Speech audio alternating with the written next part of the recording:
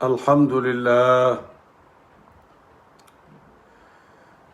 لله رب العالمين، والصلاة والسلام على سيد المرسلين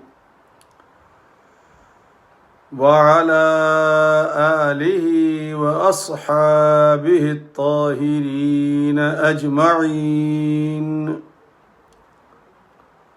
أما بعد، فأعوذ بالله من الشيطان الرجيم. بسم الله الرحمن الرحيم. إن الذين حقت عليهم كلمة ربك لا يؤمنون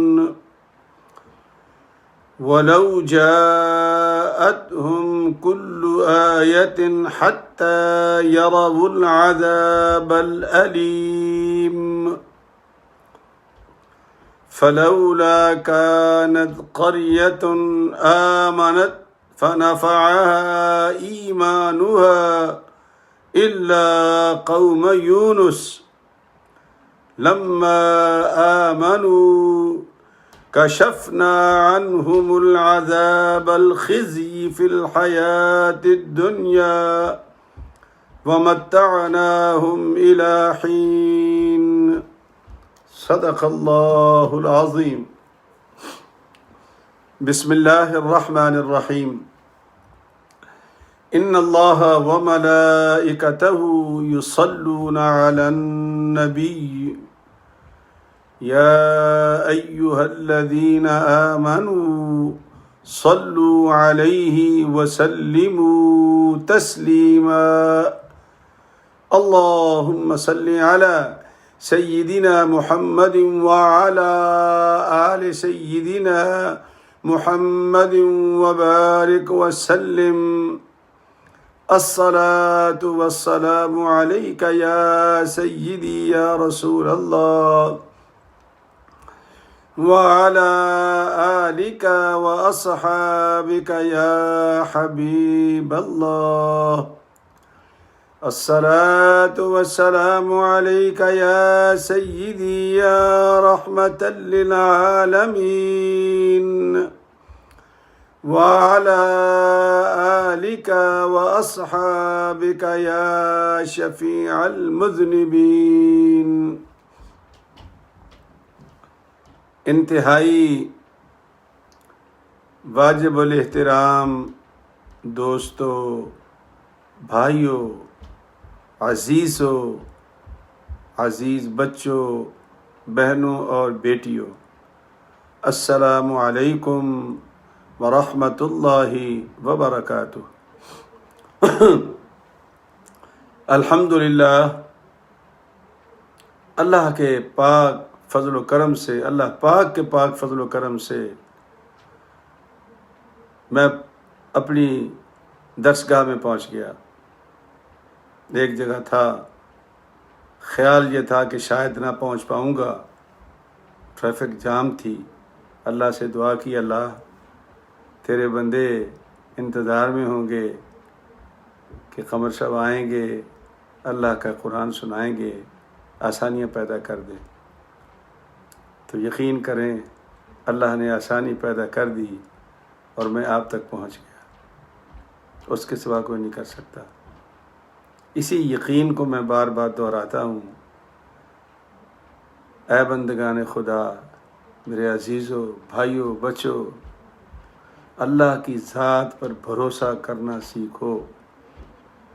وَمَن يَتَوَكَّلْ عَلَى اللَّهِ فَهُوَ حَسْبُهُ. جس نے اللہ کی ذات پہ بھروسہ کر لیا، اللہ اس کے لیے کافی ہو گئے. ہمارے اندر بھروسے کی کمی ہے، یقین کی کمی ہے. اس کمی کو ہم نے کیسے دور کرنا ہے؟ یہ اپنے آپ کو احساس دلانا ہے. بچپن میں ایک حکایت پڑھی تھی کہ اپنے آپ کو یقین کیسے دلایا جاتا ہے. تو ایک صاحب بڑے دنیاوی لحاظ سے پڑھے لکھے تھے، چلنتر تھے، تو ایک درویش کے پاس پہنچے، کہا جی کیسے یقین کر لوں؟ کہا اچھا کل سے جب تم میرے پاس آؤ گے اس دروازے سے گزرتے ہوئے، تم اپنے آپ کو یہ سمجھنا کہ میں بھینس ہوں بس، اور اس کے بعد تم دروازے سے گزرنا شروع کر دے۔ کرتے کرتے کرتے کرتے ایک وقت آیا کہ وہ آدمی باہر کھڑا ہوا ہے بازو پھیلا کے، اندر نہیں آ رہا۔ تو درویش سے پوچھا نوجوان تم اندر کیوں نہیں آتے؟ کہنے لگے بابا جی میں بھینس ہوں، اس دروازے سے میں اندر کیسے آ سکتی ہوں؟ پھر بابا جی اٹھے، اس کو ہوش دلائی کہ تو بھینس نہیں، تو انسان ہی ہے، لیکن تجھے یقین آ گیا کہ تو بھینس ہے اور تو اس دروازے سے نہیں گزر سکتی۔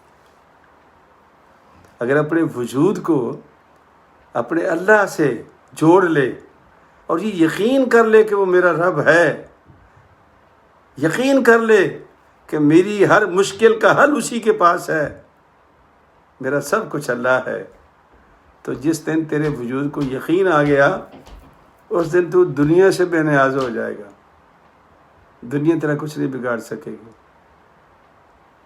بالکل بے نیاز ہو جائے گا۔ کیوں؟ تیرا تعلق اس سے جڑ گیا نا جو سب کو روکنے والا ہے، سب کو سنبھالنے والا ہے۔ تو یہ یقین ہم نے اپنے آپ کو دلانا ہے۔ آہستہ آہستہ آپ کے ساتھ میرا بھی یقین پختہ ہو رہا ہے، ہم بھی انسان ہیں، بتقاضۂ بشریت کمیاں بیشیاں تو ہیں، لیکن وہ بار بار دہرانے سے، بار بار بات کرنے سے آپ یقین کریں کہ میرے یقین میں بھی اضافہ ہو رہا ہے، تو یقیناً آپ کے یقین میں بھی اضافہ ہوگا۔ اور جس دن ہم نے یہ سوچ لیا اکیلے بیٹھ کے بھی کہ میرا اللہ مجھے دیکھ رہا ہے، میرا اللہ میرے لیے کافی ہے، میرا اللہ میری ہر مشکل کو جانتا ہے، وہ تو دلوں کے بھید کو جانتا ہے، سینوں کے رازوں کو جانتا ہے، ہمارے جو خیالات بنتے بگڑتے ان کو بھی جانتا ہے۔ تو اس دن آپ یقین کریں آہستہ آہستہ دنیا سے آپ بے نیاز ہوتے جائیں گے، دنیا والے کچھ نہیں بگاڑ سکیں گے آپ کا۔ دھمکیاں لگائیں گے، وہ تو فطرت ہے انسان کی، دھمکیاں لگانا، وہ تو مجھے نہیں جانتا میں کون ہوں، میں وہ ہوں تو میں یہ ہوں، تو میں فلاں ہوں تو میں فلاں ہوں، لگتی ہیں۔ لیکن اگر یقین کامل ہو گیا، اللہ کی ذات پہ بھروسہ کامل ہو گیا، تو تم مسکرا کے ٹال دے گا، جا یار جو دل کرتا ہے کر لے، میرا اللہ میرے ساتھ ہے۔ سبحان اللہ۔ اللہ کریم نے اسی بات کو، یہ جو سبق ہم پڑھتے ہیں بار بار اسی بات کو اللہ دہراتا ہے۔ آپ کو میں نے پہلے بتایا تھا شروع میں ایک مشیت ہوتی ہے، ایک نظام ہوتا ہے، ایک تقدیر ہے، ایک ججمنٹ ہے۔ یہ باتیں ہیں ساری سمجھنے والی، لیکن اتنی بھی نہیں کہ ہم اس کے اندر ڈیپ چلے جائیں اور اصل کام رہ جائے، اتنی بھی نہیں ہے،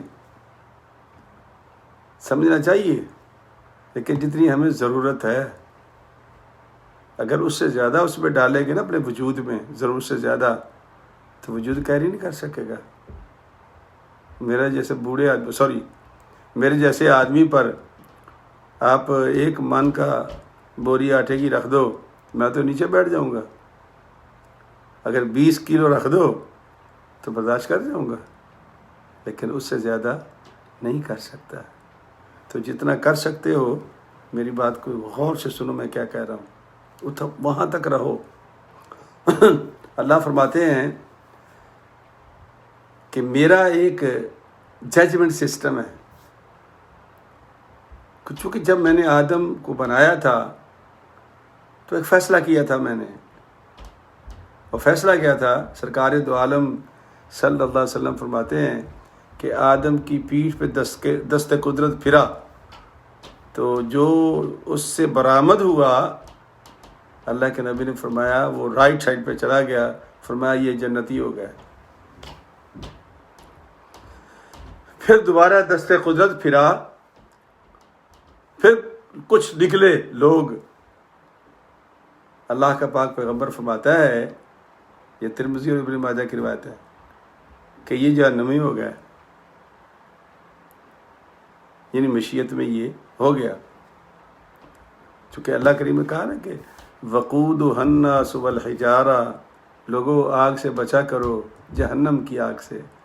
میں نے اس کو جلانے کے لیے اس کا جو ایندھن ہے وہ انسان اور پتھر رکھے ہیں. وقودها الناس والحجارہ. اور جن کے نصیب میں لکھا جا چکا ہے اور وہ اللہ کی عطا سے فائدہ بھی نہیں اٹھاتے. یہ بات یاد رکھنے والی ہے جس پہ میں زور دیا کرتا ہوں کہ اللہ کی عطا سے فائدہ نہیں اٹھاتے. تقدیر چل جائے گی اس پہ، موقع دیتا ہے اللہ. جیسا میں نے ایک حدیث پاک سنائی تھی، ایک بندہ آیا سرکار کے پاس، یا رسول اللہ بڑی تنگی ہے، بڑی ترچھی ہے، بہت عجیب و غریب حالت ہے، ایک دن ہوتا ہے تو ایک دن نہیں ہوتا، رات کی روٹی ملتی ہے تو کل کی نہیں ہوتی. سرکار نے اس کی بات سن لی، فرمایا تو ایسا کر، جو کچھ بھی تیرے پاس ہے نا تو اللہ کا نام لے کر بہن بھائیوں سے تجارت چھوڑ دے، ان کی خدمت شروع کر دے. 2 کام ہوں گے تیرے. آپ بھی غور سے سن لیں، میں بھی اس پہ غور سے سن رہا ہوں، بتا رہا ہوں، اور میں عمل بھی کروں گا، آپ بھی کریں. ہو سکتا ہے میں کرتا بھی ہوں، آپ بھی کریں. سرکار نے کیا فرمایا؟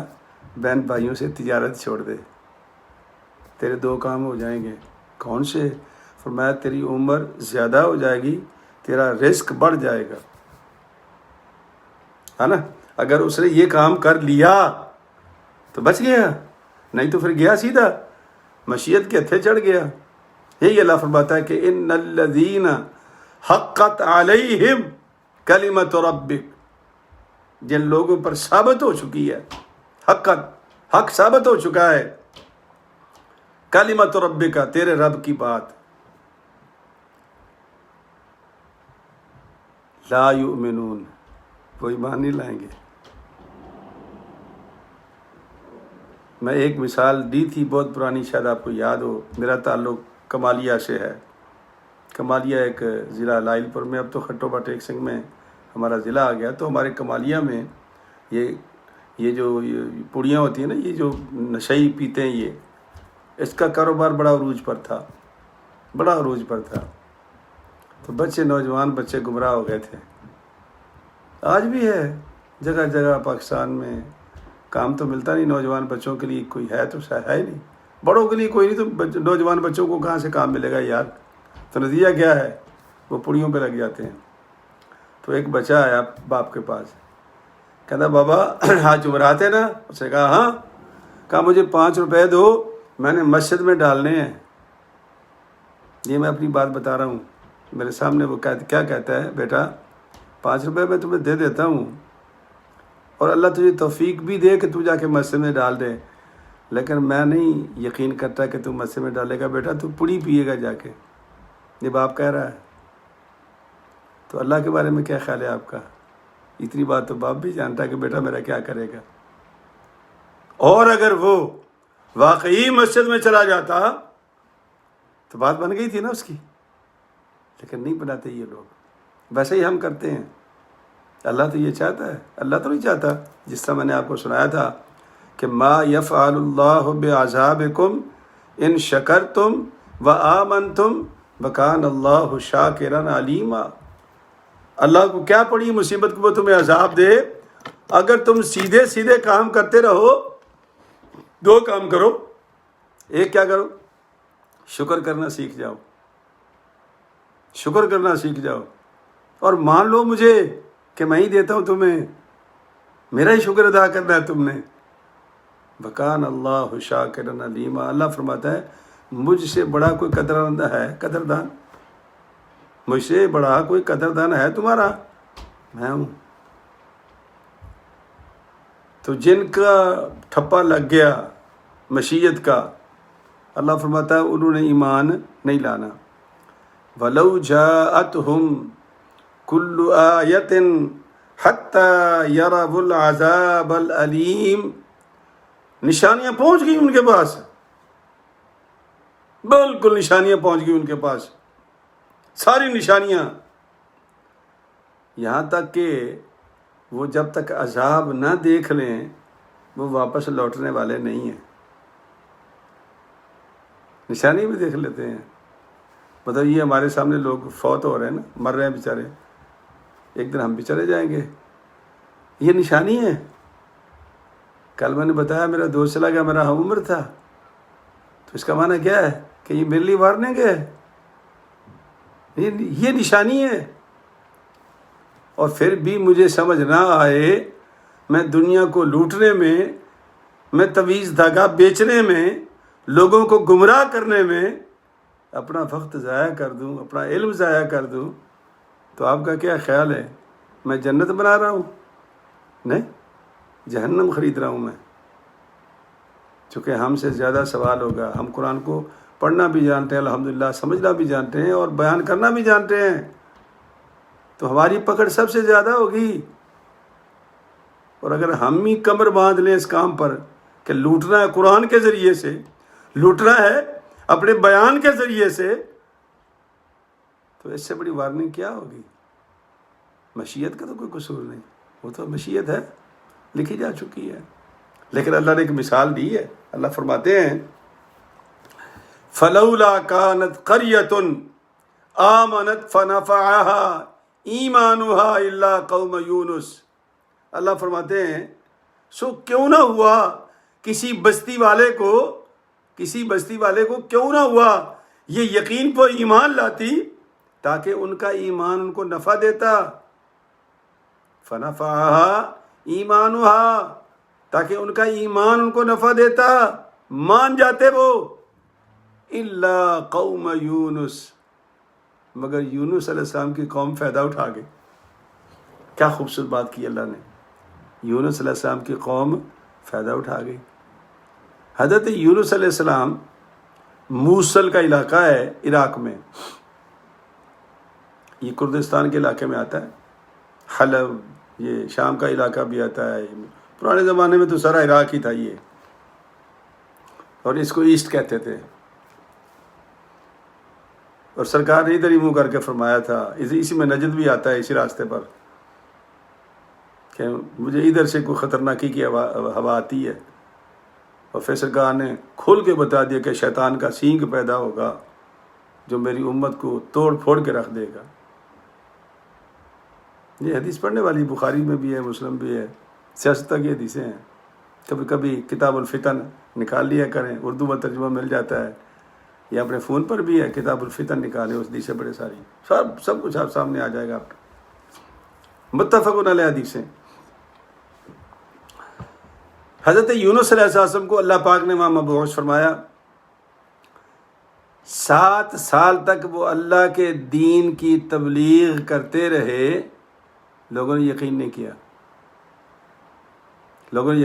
ان کا، بلکہ جھٹلاتے رہے.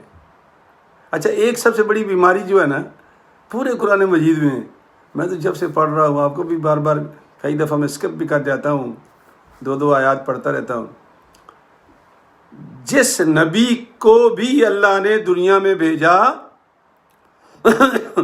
اس کی قوم نے اس کو پہلا طعنہ جو دیا وہ یہ تھا کہ ما انتم الا بشر مثلنا. پورے قرآن مجید میں ایک نہیں 20 آیات ہیں، آپ خود پڑھیں. ایک ہی طعنہ دیتے تھے، ما انتم الا بشر مثلنا. اور ہمارے نبی پاک کے بارے میں کہا کہ عجیب ہے، یہ کھاتا بھی ہے، پیتا بھی ہے، بازاروں میں بھی چلتا ہے، کہتا میں نبی ہوں. تو ہر نبی کے ساتھ یہ ہوا ہے. تو یونس علیہ السلام کہا ہمارے اندر پیدا ہوا ہے تو، نعوذ باللہ نعوذ باللہ نعوذ باللہ، نقل کفر نہ باشد، تو ہمیں بہکاتا ہے، نہیں مانے. پھر ایک دن اللہ کے اس پاک پیغمبر نے دعا کے لیے ہاتھ اٹھا دیے. اور یاد رکھو اللہ کا نبی جب بد دعا کے لیے ہاتھ اٹھا دے تو اللہ ان ہاتھوں کی لاج رکھتا ہے. پورا قرآن مجید شاہد ہے، پڑھنے والوں کے لیے کھلا سمندر ہے، یہ لاج رکھتا ہے. اللہ کرے کہ ایسا موقع نہ آئے.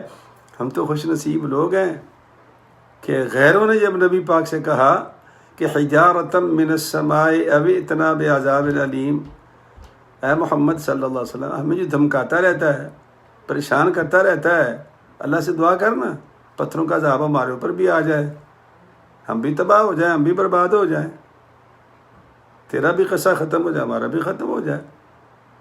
تو جواب کیا آیا تھا؟ ما کان اللہ لیعذبہم وانت فیہم۔ اے محبوب ان سے بتا دو، ان کو بتا دو کہ تمہارے اوپر عذاب نہیں آئے گا۔ کیوں نہیں آئے گا؟ کہ تو ان میں موجود ہے۔ تو وہ موجودگی کوئی فادر ٹائم بینگ تو نہیں تھی نا، موجودگی فادر ٹائم بینگ نہیں تھی، وہ موجودگی قیامت تک کے لیے ہے۔ ہم نے اتنی ترقی کر لی ہے، ہم تو بحث کرتے رہتے ہیں لوگوں سے بلا وجہ، نہ لینا نہ دینا، نہ تعلق ہمارا ان بحثوں سے کرتے رہتے ہیں۔ یہ چھوٹا سا کرکٹ میچ ہوتا ہے نا، کرکٹ میچ، تو وہ دکھاتے ہیں پتہ نہیں آسٹریلیا میں کھیلتے ہیں یا پاکستان میں کھیلتے ہیں، لیکن پوری دنیا کے ٹی وی آن کرو گے وہ کرکٹ میچ لگا ہوگا اور وہی کھلاڑی کھیل رہے ہوتے ہیں۔ پوری دنیا میں ایک ہی بندہ کھیل رہا ہے اور ہم دیکھ رہے ہیں، اس کا کھیل بھی دیکھ رہے ہیں۔ اچھا، اللہ کی جو طاقت ہے وہ اتنی کمزور ہے کہ وہ اپنے نبی کو پوری دنیا میں بیاقوت نہیں دکھا سکتا، ہم دکھا سکتے ہیں، اور نبی کے لیے لوگوں سے مسئلے پوچھتے ہیں۔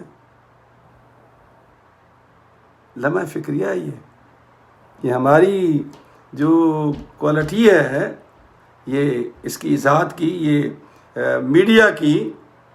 اب میں بول رہا ہوں اور میرے کئی بچے بچیاں، میری بیٹیاں بھتیجیاں میری اس ہفتے ایک ملتان میں بیٹھی سن رہی ہے، 2-4 لاہور میں بیٹھی ہوئی ہیں، 2-4 مطلب مختلف جگہ پر بچے سن رہے ہیں مجھے۔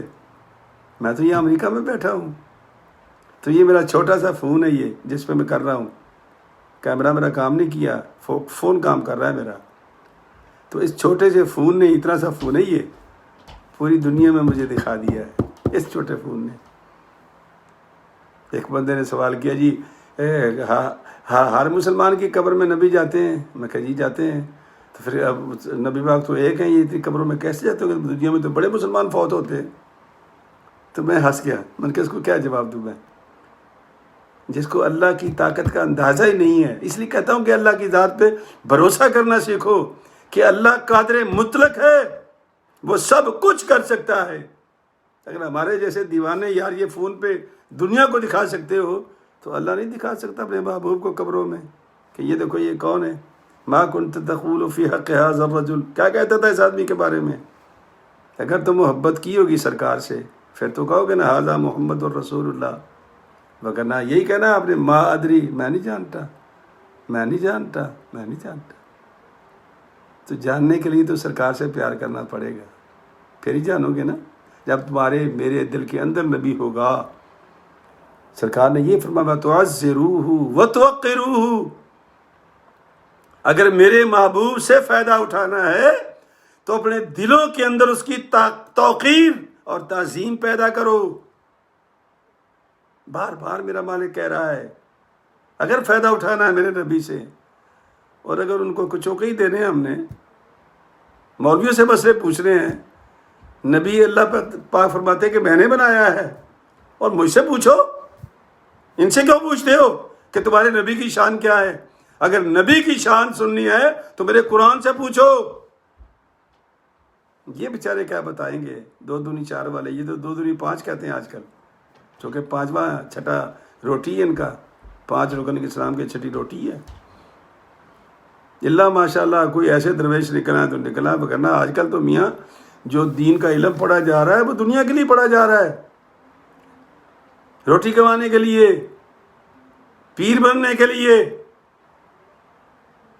ہم تو ایسے پیروں کو بھی جانتے ہیں جن کا سلسلہ ہی کوئی نہیں ہے، منقطع سلسلہ ہے لیکن پیر ہے۔ اور پھر دیکھا دیکھی جو دنیا کے جو بڑے بڑے لوگ ہوتے ہیں نا، اپنی دکانداری چمکانے کے لیے وہ کیا کرتے ہیں، اپنی خلافت ان کو دے دیتے، پوچھتے بھی نہیں تم کہاں مرید ہو بھائی، تمہارا سلسلہ کیا، نہیں پوچھتے وہ کہ یار اس کا نام ہو گیا، 4 بندے اس کے ساتھ ہیں، اس کو خلیفہ بنا دوں، وہ خلیفہ بن جاتا ہے، اس کی موجہ لگ جاتی ہے۔ یہ تو کاروبار ہے، پناہ مانگو اللہ سے اس کاروبار سے، اللہ معاف نہیں کرتا۔ قرآن مجید میں آتا ہے، وہ میرا موضوع نہ بدل جائے، میں واپس جاتا ہوں. تو حضرت یونس علیہ السلام نے جب 7 سال خدمت کی، نہیں باز آئے، تو دعا کے لیے ہاتھ اٹھا دی، یا اللہ اب تو ان پہ عذاب بھیج ہی دے. اللہ کریم نے فرمایا ٹھیک ہے بھیج دیتا ہوں. 3 دن کے اندر اندر عذاب ان کے اوپر آ جائے گا، اور ہر صبح آیا کرے گا، اور 3 دن آئے گا. تو حضرت یونس علیہ السلام نے قوم کو بتا دیا کہ عذاب آنے والا ہے، 3 دن آئے گا، روزانہ صبح آئے گا، ہر صبح آیا کرے گا، اور تم بچ نہیں سکو گے. اب ہوا کیا کہ حضرت سیدنا یونس علیہ السلام جو تھے وہ دعا کر کے تو رات کو نکل پڑے بستی سے کہ کہیں میں عذاب میں بھی ساتھ نہ آ جاؤں. حالانکہ اللہ تو بچا لیتا ان کو، یہ جو بھی سلسلہ تھا یا حکم ہو گیا ہوگا تو نکل یہاں سے، یہ اللہ کے کام اللہ ہی جانتا ہے، ہم تو ٹمک ٹوئیاں مار سکتے ہیں. تو وہ نکل گئے. اب عذاب کے آثار شروع ہو گئے قوم یونس پر. سیاہ کالے بادل، اتنے گنگور گٹا کہ حتیٰ کہ ان کی چھتیں تک سیاہ ہو گئی تھیں، اور امید تھی کہ اب نیچے آ رہا ہے. سارے لوگ باہر نکل آئے. ان کو اوئے اللہ کے بندو، ہم نے اللہ کے بندے کو ناراض کر دیا، اب اس کی ایک ہی صورت ہے، باہر نکلو، سارے اللہ سے معافی مانگو. جانور بھی، بچے بھی، چھوٹے بھی، بڑے بھی، سب کے سب نکل گئے، باہر پہنچ گئے. اب کیا کیا، وہ جو ان کو لیڈ کر رہا تھا اس نے ماؤں سے بچے چھین لیے، اور جانور جو چھوٹی چھوٹی بچیاں اور تھے کٹیاں تمام ان سے بھی چھین لیے. اب وہ مائیں الگ رو رہی ہیں، بچے الگ رو رہے ہیں. اب انہوں نے کیا کیا، اعلان کیا کہ سارے ٹاٹ کا لباس پہنو، ٹاٹ کا، سب کپڑے اتار دو، پھینک دو ادھر، یہ سب عذاب کا جہنم کا نشانہ بننے والے ہیں، ٹاٹ پہنو. سارے ٹاٹ پہن لیے. اب یہ رو رہے ہیں، کہتے ہیں کہ 40 دن تک وہ اللہ کے بندے بارگاہ عزتی میں روتے رہے، یا اللہ ہم نے تیرا بندہ ناراض کر دیا، بندہ بھی واپس دے دے اور عذاب بھی ٹال دے. کیا دعا تھی، بندہ بھی واپس دے دے اور عذاب بھی ٹال دے. 40 دن، 10 محرم تھا، صبح صبح اٹھے، ان کو عذاب ٹال دیا گیا ان کا. ادھر حضرت جب ان کا آگے آئے گا نا سورۃ انبیاء میں واقعہ، میں کچھ حصہ بیان کرتا ہوں، باقی پھر رکھتا ہوں کہ وہ کیسے مچھلی کے پیٹ سے باہر نکلے. لیکن جتنا بیان ہوا ہے تو حضرت سیدنا یونس علیہ السلام جو تھے وہ جب کشتی میں بیٹھے تو خود ہی انہوں نے کشتی سے چھلانگ لگا دی، چونکہ وہ کہتے تھے ایک بندے کو پھینکیں گے تو بچیں گے. تو ان کا میں خود ہی چلا جاتا ہوں. تو مچھلی نے لے لیا، اور وہ 7 سمندر کہتے ہیں کہ نیچے 7ویں تہہ میں چلی گئی. لیکن حکم ہو گیا کہ یہ غذا نہیں ہے نا، یہ تیرا مہمان ہے، نقصان نہیں پہنچانا اس کو. کہتے ہیں کہ 40 دن مچھلی کے پیٹ میں رہے، اور نیچے سنگریزے آوازیں تو تسبیح کرتی ہیں. وَإِن مِّن شَيْءٍ إِلَّا يُسَبِّحُ بِحَمْدِهِ. قرآن کہتا ہے کہ دنیا میں کوئی شے ایسی نہیں ہے جو اللہ کا ذکر نہیں کرتی. حضرت یونس علیہ السلام نے ذکر سنا اللہ کا، اور پھر وہ انہوں نے جو آیت کریمہ ہم پڑھتے ہیں، ہاں جی، لا الہ الا انت سبحانک انی کنت من الظالمین، یہ میں جب موقع آئے گا بیان کروں گا. تو جب وہ مچھلی ان کو باہر پھینکا تو جیسے وہ چڑیا کا بوٹ نہیں ہوتا، اس شکل میں باہر بھیجا. تو قرآن کہتا ہے کہ ہم نے کدو کی بیل سے کہا، اس کا پتہ بڑا ہوتا ہے، یہ جو بڑا کدو ہوتا ہے جس کو بعض علاقوں میں پیٹھا بھی کہتے ہیں، بہت بڑا پتہ تھا، اس پتے نے ان کو ڈھانپ لیا. جب ان کو ڈھانپ لیا تو پھر اللہ تعالیٰ نے پہاڑی بکری کو حکم دیا کہ جاؤ ان کو دودھ پلا کے آؤ، حضرت یونس علیہ السلام کو. تو یونس علیہ السلام کو وہ پہاڑی بکری آ کے دودھ پلاتی رہی. جب ان کے وجود کو دوبارہ زندگی دنیاوی ملنی شروع ہوئی، اٹھے، اور اللہ پاک نے کہا کہ کہا یا اللہ یہ جو پتا جس کے نیچے میں تھا وہ تو سوکھ گیا ہے. کہا یونس اب سمجھ میں آئی یہ بات تیرے کہ ایک پتا سوکھ گیا ہے، اور آپ کی آنکھوں میں آنسو آ گئے تھے کہ میں نے اتنا عرصہ اس کے نیچے گزارا ہے، اور یہ سوکھ گیا ہے۔ اللہ نے کہا دیکھ اس کے نیچے تو کچھ دن آرام کیا تم نے اور تجھے تکلیف ہوئی ہے، تو سوچ میری مخلوق کو تکلیف نہیں ہوئی ہوگی جب تو ان کے پاس سے نکلا تھا، جب تو ان کے پاس سے نکلا تھا، جا تیری قوم نے معافی مانگ لی ہے اور تجھے بھی مانگ لیا ہے، واپس جاؤ۔ تو حضرت یونس علیہ السلام جب چلتے چلتے، اب لوگوں کو یقین نہیں آ رہا تھا کہ وہ کہاں گئے، بڑی لمبی بات ہے، میں پھر مختصر کر رہا ہوں وقت کی مناسبت سے۔ واپس گئے تو ایک چرواہا بکریاں چرا رہا تھا، تو آپ نے کہا کہ السلام علیکم بھائی، مجھے پہچانتے ہو؟ کہا نہیں۔ کہا میں یونس بن متی ہوں۔ وہ تو گم ہو گئے تھے۔ کہا گم نہیں ہوا تھا، آج آ گیا ہوں، جاؤ میرا پیغام دو بستی والوں کو کہ میں ان سے ملاقات کر کے آ رہا ہوں۔ جب وہ گاؤں میں گیا، جا کر لوگوں کو بتایا کہ میں یونس بن متی سے مل کے آ رہا ہوں، لوگوں نے یقین نہیں کیا، کہا نہیں ہو ہی نہیں سکتا، تو غائب ہو گئے تھے۔ اس نے کہا میں سچ کہہ رہا ہوں۔ ان کا تمہیں پتہ ہے کہ اس قانون، اس گاؤں میں جھوٹ بولنے کی سزا کیا ہے؟ قتل ہے، سیدھا سیدھا، میں تجھے قتل کر دوں گا۔ وہ جو ان کا جو نمبردار تھا، اس نے کہا جی کہ 2 نشانیاں میرے پاس ہیں۔ کہنے لگا کیا؟ کہ جب حضرت یونس مجھ سے جدا ہو رہے تھے تو یہ بات میں نے کہی تھی ان سے کہ حضرت میں بتا تو دوں گا، لوگ میرے یقین نہیں کریں گے اور مجھے قتل کر دیں گے۔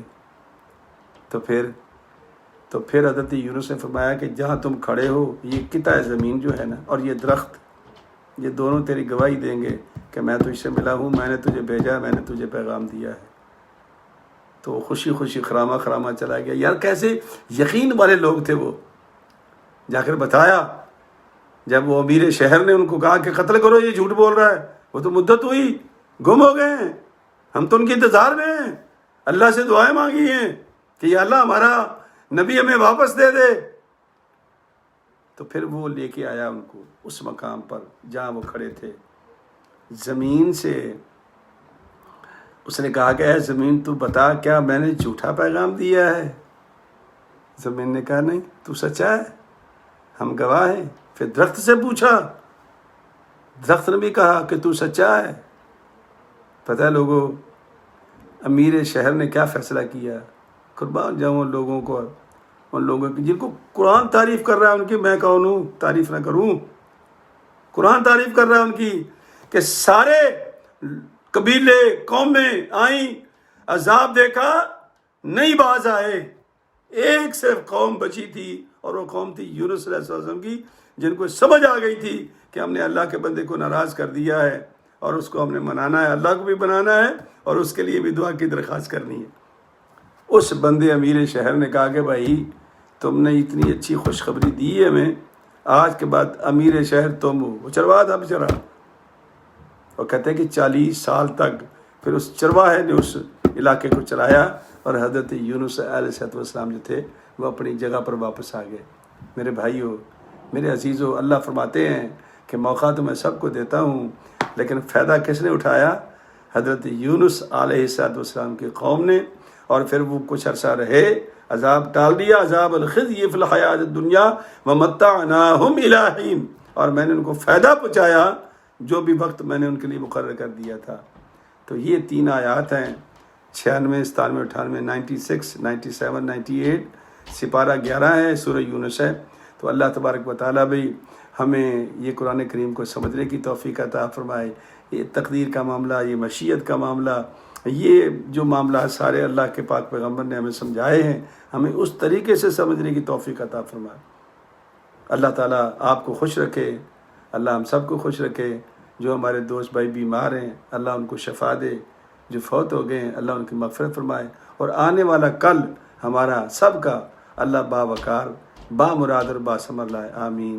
وآخر دعوانا ان الحمد للہ رب العالمین۔ السلام علیکم ورحمۃ اللہ وبرکاتہ۔